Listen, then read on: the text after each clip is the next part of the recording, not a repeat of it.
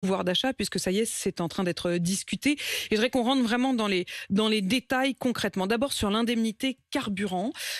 Aujourd'hui, le projet de loi, il prévoit que la mesure concerne les contribuables dont le revenu de référence soit inférieur à 14 000 euros par part fiscale. Est-ce que c'est un plafond fixe? Vous nous dites c'est ça ou rien? Ou est-ce que ce plafond pourrait être évolué?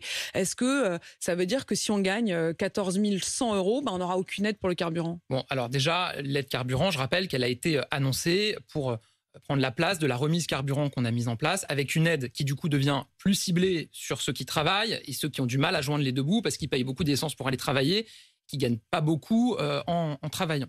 On a mis en place une proposition qui va effectivement, alors c'est très technique, mais jusqu'au 5e décile. Je dis ça pourquoi? Parce que le revenu dont on tient compte, il tient compte du nombre d'enfants qu'il y a dans la famille, etc. Je vous donne un exemple.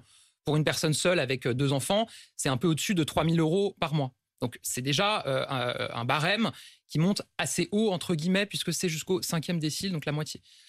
Ensuite, on a dit que dans la discussion parlementaire, on était prêt à aller au-dessus. Et typiquement, la discussion avec les parlementaires de la majorité et de l'opposition pourra nous conduire à revoir les barèmes pour que ça puisse concerner davantage de Français. Aujourd'hui, dans la proposition qui est faite, c'est 11 millions de Français qui peuvent en bénéficier. Et je précise que si vous avez 2 personnes dans un foyer qui travaillent, qui ont chacune une voiture qu'elles prennent pour aller travailler, ça fait 2 aides pour le foyer. Chacun pourra bénéficier d'une aide carburant. Et ce sera à concilier également avec la question du nombre de kilomètres faits. C'est-à-dire que là, c'est un critère économique. Est-ce qu'il y aura aussi un critère en nombre de kilométrage?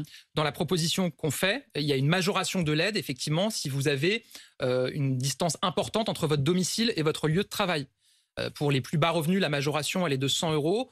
Pour les revenus au-dessus, elle est de 50 euros. Ce qui fait que si vous êtes un ménage très modeste, vous pouvez avoir jusqu'à 300 euros d'aide si vous travaillez loin de chez vous.